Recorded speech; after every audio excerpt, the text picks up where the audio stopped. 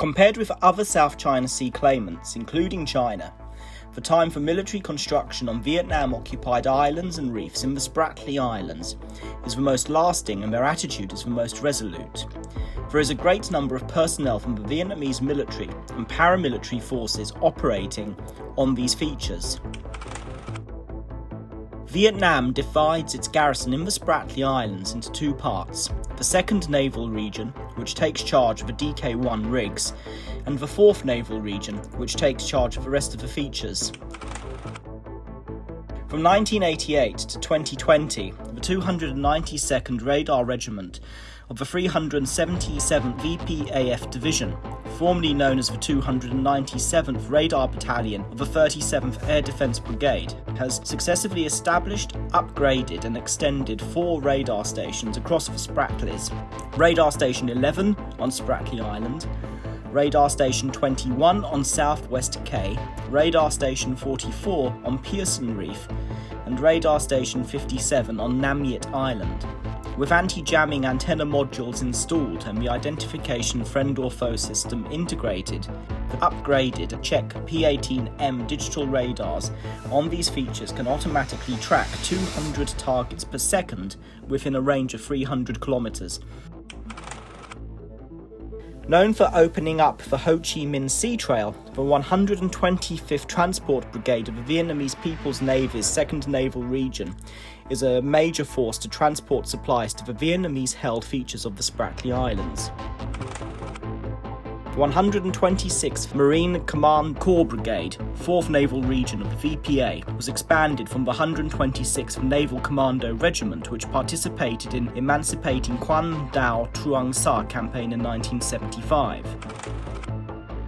The 917th Mixed Transport Regiment of the Vietnamese People's Air Force is a transport helicopter unit which has extensive experience in operating helicopters for far seas rescue missions. The 954th Naval Aviation Brigade of the VPN, equipped with 6 Canadian-manufactured Twin Otter amphibious aircraft, is mainly in charge of maritime patrol, search and rescue and VIP transport. Southern Vietnam Helicopter Company, VNH South, formerly known as Petroleum Helicopter Company, a company owned by Vietnam Helicopter Corporation, is one of the country's major helicopter operators in the South China Sea. Over the past 46 years, in order to reinforce their sovereignty claims and develop maritime resources, Vietnam has made unceasing efforts to fortify the islands and reefs that they occupy, despite its relatively impoverished economic circumstances. Among all South China Sea claimants, Vietnam has occupied the most islands and reefs in the Spratlys and is the first to deploy heavy weaponry to these features.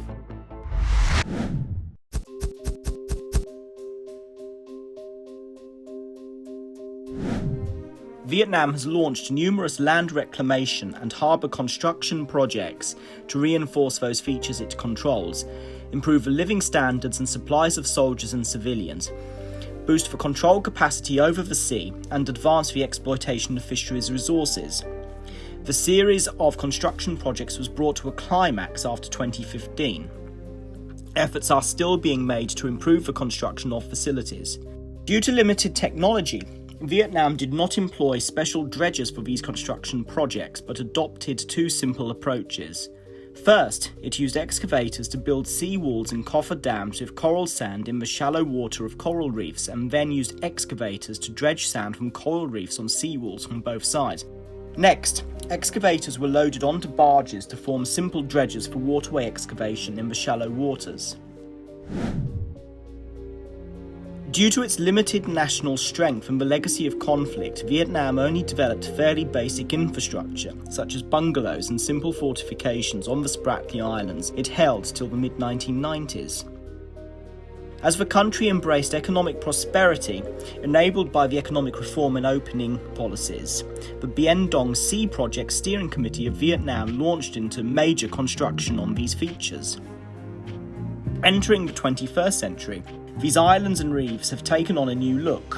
Vietnam built robust anti-landing fortifications at beachheads, ramped up coastal reinforcement and breakwaters, and built small artificial islands out of natural sandbanks.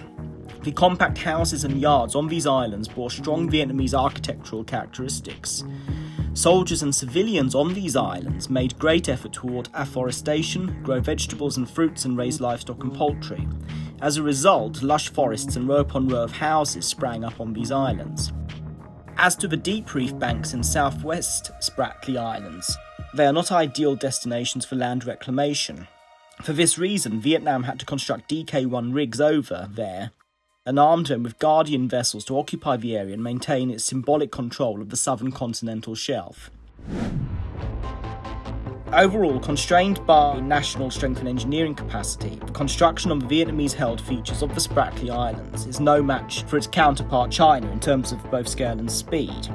However, given its long-term and comprehensive nature, it is worthy of the international community's attention, as Vietnamese troops and civilians have become increasingly active in Vietnamese-held islands and reefs, as well as the surrounding waters. The risk of friction and conflict cannot be ignored.